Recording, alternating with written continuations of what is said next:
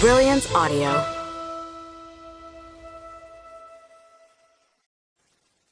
Dreaming of Flight by Catherine Ryan Hyde. Performed by Janet Metzger and Michael Crouch. Stewie rolled his shoulders and pulled the collar of his shirt away from his sweaty neck. It bothered him when it clung there. He had never gone down to that last house before, because he hadn't needed to. He had always sold out his wagon full of eggs without needing to walk so far. There was a good 1/4 mile gap along the banks of the lake, an undeveloped spot with no houses.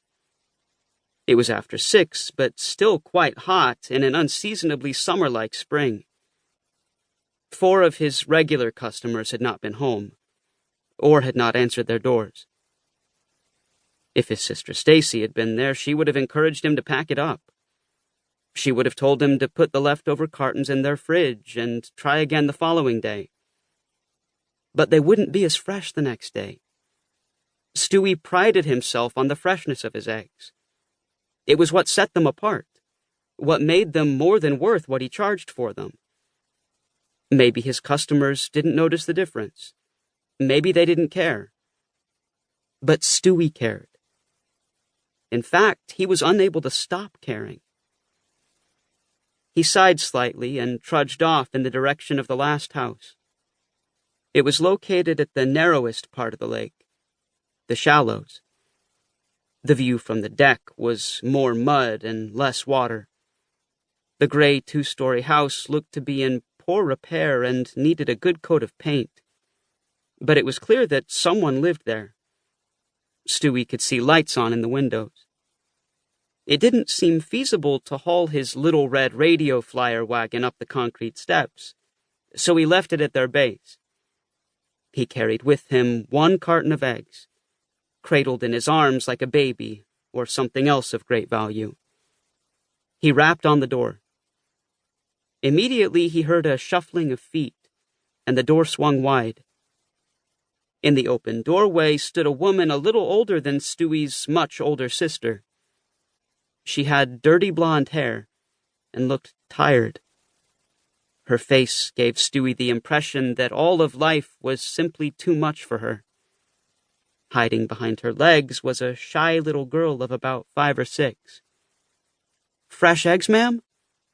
"I don't need any eggs," she said, as if it was a thing he shouldn't have required her to say.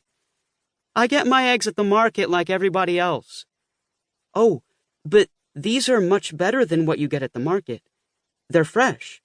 I gathered them myself just this morning. That's a big part of what makes them better.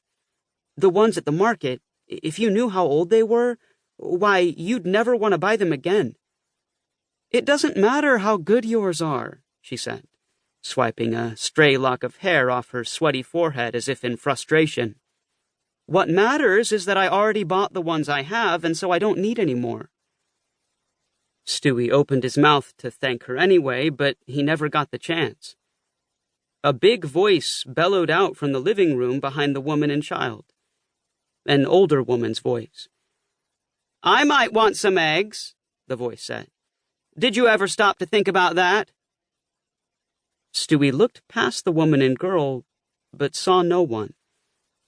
Then the 2 people in front of him retreated, and an older woman filled the open doorway, filled his field of view. For a moment, Stewie got a little tingle of recognition down his spine, as though he were seeing a familiar person. But in the very back of his mind, he knew which familiar person he felt he might be seeing. And it was someone it would have been plainly impossible for Stewie to see. She was a small woman, and stooped. She had that curved upper spine his grandmother had used to have. Something about the size and shape of her struck him as deeply familiar. But then he looked closely at her face, and it was not his grandmother. Of course it wasn't. His grandmother had died. Stewie didn't figure he understood death particularly well. In his 11 years of life, or more accurately, during the parts of it when he had been old enough to process and remember such things. Death had never come near him or touched down close to him until the day Gam left the world. Still, he wasn't a baby, and he knew enough to know that after someone dies, you don't see them again. Not ever.